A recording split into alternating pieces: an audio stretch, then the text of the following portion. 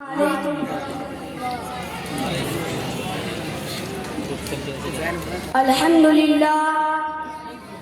لله رب العالمين والصلاة والسلام على خاتم النبيين رحمة للعالمين وعلى آله وأصحابه أجمعين أما بعد أعوذ بالله من الشيطان الرجيم بسم الله الرحمن الرحيم وما أرسلناك إلا رحمة للعالمين صدق اللہ العظیم. برادران ملت اور شہدائیان رسالت، ازل سے قدرت کا یہی دستور رہا ہے کہ جب صداقت و امانت کا درخت مرجھانے لگتا ہے، اخوت و محبت کے رنگین ورق بکھرنے لگتے ہیں، عدالت کا باغ ویران ہونے لگتا ہے، خدا کے کلمہ حق و صدق کا شجر طوبہ بے برگ و بال ہو جاتا ہے، تو اس وقت روح انسان چیختی ہے کہ اے خدا رحم فرما، کرم فرما. اس آہو بکا اور چیخو پکار سے رحمت خداوندی جوش میں آتی ہے اور ارحم الراحمین کائنات انسانیت پر رحم و کرم کا ایک انقلاب برپا کر دیتا ہے.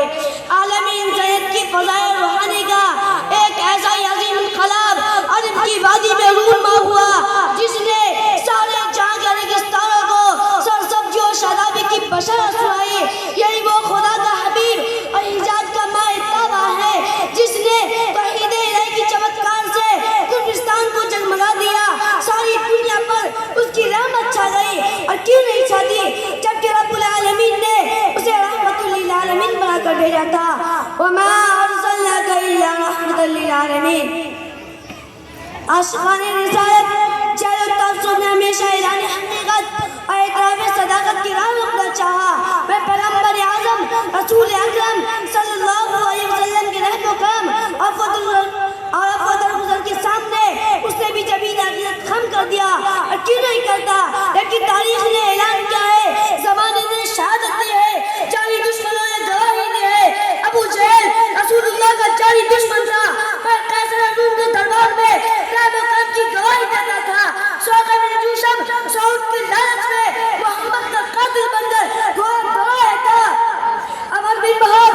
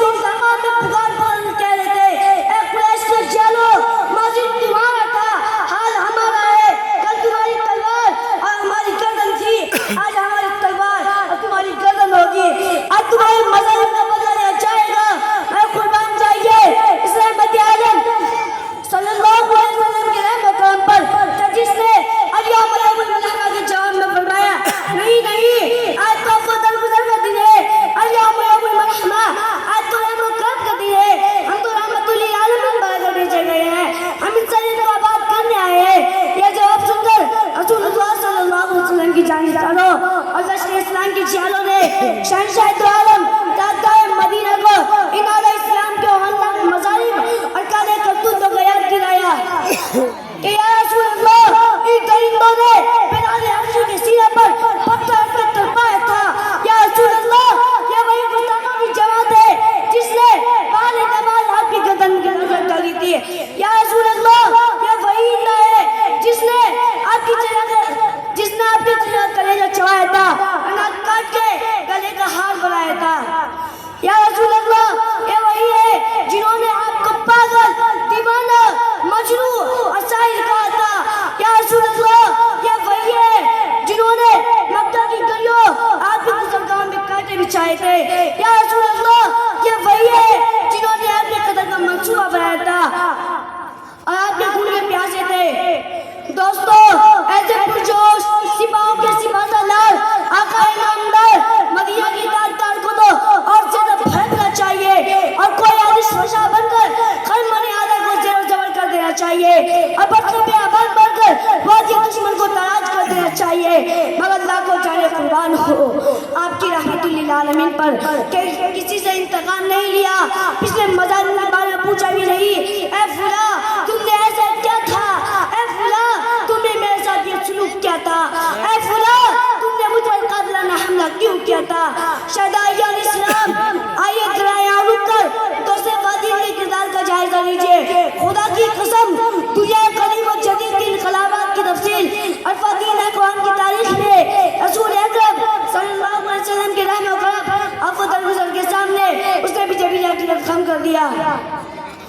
شان عالم کے یہ دستور ملے گا جسے قرآن میں بیان کیا ہے, ان الملوک اذا دخلوا قرية افسدوها وجعلوا اعزة اذلة وكذلك يفعلون.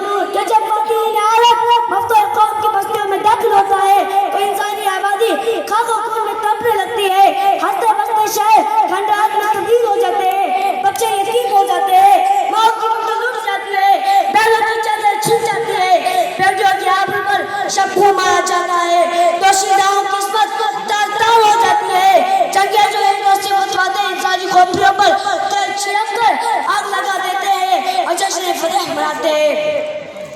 دوستو مگر ایک انقلابی وعدے اور سپاہ سالار اعظم صلی اللہ علیہ وسلم جب مکہ میں داخل ہوتا ہے تو ہلاکت و بربادی نہیں بلکہ شفقت و محبت عفو درگزر کا گلدستہ پیش کیا ہوتا ہے. آپ نے فرمایا کہ قوم قریش گھبراؤ نہیں, میں تمہارے ساتھ وہی معاملہ کروں گا جو حضرت یوسف علیہ السلام نے اپنے بھائیوں کے ساتھ کیا تھا. میں بھی تم سے وہی کہوں گا جو حضرت یوسف نے کہا تھا. زبان رسالت سے رحمت کی بوندیں چھڑنے لگی, اعلان ہو گیا لا تثریب علیکم اليوم اذهبوا فانتم الطلقاء. تم پر آج کوئی سرزنش نہیں, جاؤ تم سب کے سب آزاد ہو. سامعین کرام چیک کے صفحات بھی چند نہیں, بے شمار واقعہ نقش ہے اور اغیار پر رحم کرم کا ہر واقعہ تاریخ کے حالات میں آپ سر سے لکھنے کے قابل ہے. اس لیے ہم فخر سے کہتے ہیں آئے دنیا میں بہت پاک مکرم بن کر, آئے دنیا میں بہت پاک مکرم بن کر, مگر آیا نہ کوئی رحمت عالم بن کر. میں نے چند باتوں پر اپنی تقریر ختم کرتا ہوں. وما علینا الا البلاغ.